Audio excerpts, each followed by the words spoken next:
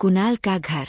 Finally जब कुणाल ने 36वीं बार dress को ट्राई किया तब जाकर उसे संतुष्टि मिली और पिछले 15 मिनट से वह खुद को शीशे में निहारे जा रहा था। अचानक से कुणाल अपने बाल सेट करते करते रुक जाता है।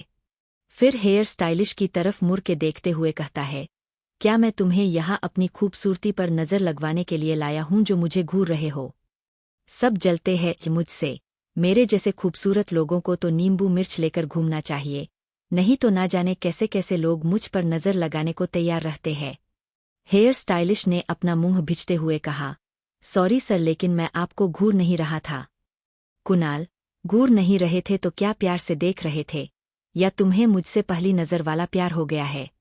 कुणाल की यह बात सुनकर बेचारा हेयर स्टाइलिश तो मुंह बीच के ही रह गया।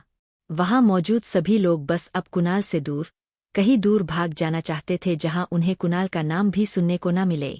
अचानक ही कुणाल की नज़र रूम में मौजूद सभी लोगों पर पड़ी जो उसे ही घूरे जा रहे थे। यह देखकर कुणाल ने गुस्से में चिल्लाया, रामू काका, घर का नौकर, जल्दी से मेरी नज़र उतारो। यहीं पर ही सभी लोगों ने मुझे नज़र लगा दिया है कि अब मैं अर्जुन के सामने अपनी खूबसूरती का शो ऑफ कैसे करूंगा। और हाँ, काला टीका भी लगा देना ताकि किसी की नज़र मुझे ना लग सके। कुणाल की बात सुनकर हेयर स्टाइलिश ने अपने मन में कहा, सफेदी की झंकार कहीं का हूँ। उधर रामू काका भी काफी परेशान लग रहे थे। उन्हें डर था कहीं कुणाल अपनी नज़र के साथ साथ अपनी सफ़ेद कार की भी नज़र उतारने को ना कहते। इसीलिए उन्होंने अपना दिमाग लगाते हुए कुणाल से कहा, कुणाल सर, अगर आप काला टीका लगाओगे तो आपकी खूबसूरती पर एक दाग लग जाएगा। इसीलिए मैं तो कहता हूँ कि आप आज काली कार से ऑफिस जाए। इससे आप चारों तरफ से काले रंग से ढके रहेंगे और कोई आप पर नज़र भी नहीं लगा पाएगा। और यही नहीं, आप अपने बॉडीगार्ड को काले रंग के कपड़े भी पहना दूं, क्योंकि आप जहां जहां जाओगे वह बॉडीगार्ड भी वही वही जाएंगे।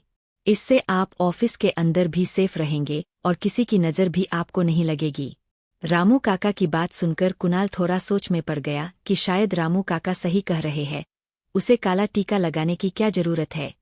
वह अपने बॉडीगार्ड और पीए की यूनिफॉर्म ही काले रंग का कर देगा, जिससे किसी की भी काली नज़र उस तक नहीं पहुंच पाएगी।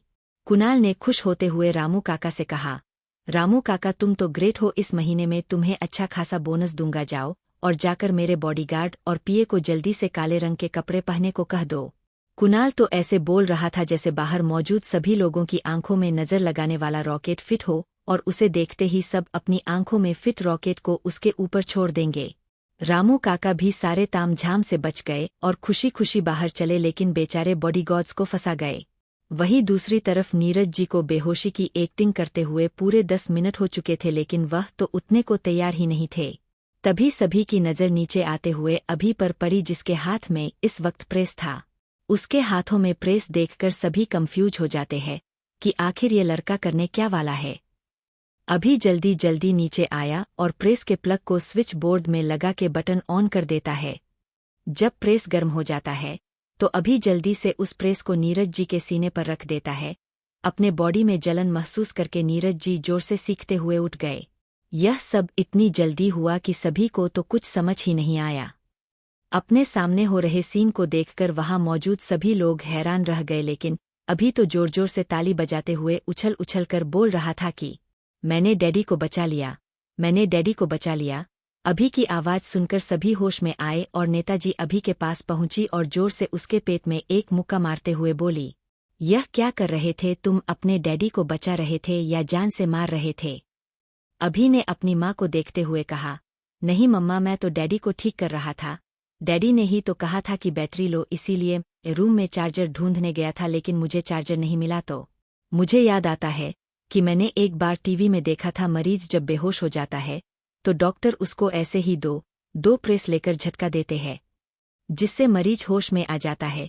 मुझे तो एक ही प्रेस मिला था, इसलिए मैंने सोचा इसी से काम चला लेता हूँ। देखो मम्मा, मैंने डैडी को जिंदा भी कर दिया। कितना इंटेलिजेंट हूँ। मुझे तो लगता है मैं अगर डॉक्टर होता तो अब तक कितने लोगों को बचाकर मैं उनका भगवान ही बन गया होता। हाँ, और इसी भगवान को लोग गलीगली दौड़ा कर मारते। अब मुझे समझ आया, आखिरकार जब अभी डॉक्टर बनना चाहता था तो मानव ने उसे डॉक्टर क्यों नहीं बनने दिया। शायद उसने अभी की काबिलियत को बचपन में ही आंक लिया था। अभी की हरकतों को देखते हुए अर्जुन ने खुद से कहा, अच्छा हुआ तू डॉक्टर नहीं है, नहीं तो आज हम सभी के तस्वीरों पर हार चढ़ा होता, अभी को मारते हुए नेताजी ने कहा। अभी को तो कुछ समझ ही नहीं आ रहा था कि उसकी माँ आखिर उसे मार क्यों रही है। तंग आकर उसने सभी को घूरते हुए कहा, सब जलते हैं मुझसे मेरी काबिलियत से, क्योंकि मैं बहुत इंटेलिजेंट हूँ, मुझ जैसे बच्चे की तो कोई कदर ही नहीं करता।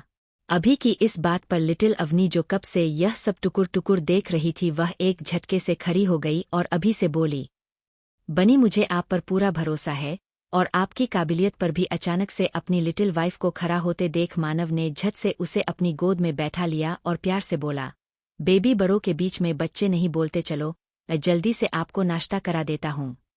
अवनी ने मानव को देखते हुए कहा, लेकिन हब्बी, आपको चॉकलेट चाहिए कि नहीं? अगर नहीं चाहिए तो ठीक है, मानव ने लिटिल अवनी को लालच देते हुए कहा। नहीं नहीं हब्बी, लिटिल अवनी को चॉकलेट चाहिए। देखो लिटिल अवनी अब चुप है, अब तो आप दोगे ना? हम ठीक है, मानव ने इतना कहकर अपने हाथों से लिटिल अवनी को नाश्ता खिलाने लगा। वही ऋषि और नीलम जी ने पूरे ड्रामे को इग्नोर करके अपना खाना खाने लगे। ऋषि ने जैसा ही एक निवाला खाया, उसकी तो हवाइयाँ ही उड़ गई, उसके आंखों से आंसू गिरने लगे, क्योंकि अभी बाबू ने इतनी मिर्ची जो डाली थी ऋषि के खाने में। ऋषि ने झट से खाने को छोड़ दिया और लंबी लंबी सांसें लेने लगा। अपने मुंह के जलन को कम करने के लिए उसने जूस का गिलास उठा लिया, लेकिन जैसे ही उसने जूस पिया उसे और तेज मिर्ची लगने लगी, क्योंकि ऋषि बाबू ने जूस में भी मिर्ची भर भर के मिलाया था। ऋषि अब बर्दाश्त नहीं कर पा रहा था, इसीलिए वह झटके से कुर्सी से उठकर चिल्ला पड़ा, इस खाने में कितनी मिर्ची है? पानी पानी, कोई जल्दी से मुझे पानी दो। ऋषि की बात सुनकर इस वक्त नीताजी, जो अभी की क्लास ले रही थी, उन्होंने झट से अभी को छोड़कर ऋषि को गुस्से से घूरा, क्योंकि उन्हें सब कुछ बर्दाश्त था, लेकिन अपने खाने की बुराई तो बिल्कुल भी नहीं। इस पूरे ड्रामे के दौरान बेचारे नीरज जी पर तो किसी ने भी ध्यान ही नहीं दिया था, जो जलन के कारण कब से चिल्ला रहे थे। वही जब अभी ने देखा कि उसकी माँ का ध्यान उसकी तरफ नहीं है, तो वह तुरंत बिना एक पल गवाह बाहर की ओर भाग गया। वही दूसरी तरफ एक बड़े से घर में, पूरे घर में अंधेरा था। एक अधेड़ उम्र का आदमी सोफे पर बैठकर वाइन पी रहा था और उसके ठीक सामने एक 30 साल का लड़का खड़ा था, जो उससे कह रहा था कि मिस्टर सिंघानिया, हमने जिन लोगों को सिंह फैमिली पर नजर रखने के लिए भेजा था, उन लोगों को मानव सिंह ने मौत के घाट उतार दिया है। अब हमें क्या करना चाहिए? पता नहीं यह मानव सिंह इस दुनिया में कहाँ से टपक आया है। जाओ और जाकर पहले इस मानव के बारे में सब कुछ पता करो, उसके बाद देखेंगे हमें क्या करना है। वीर, यस सर। इतना कहते ही वीर वहां से चला गया।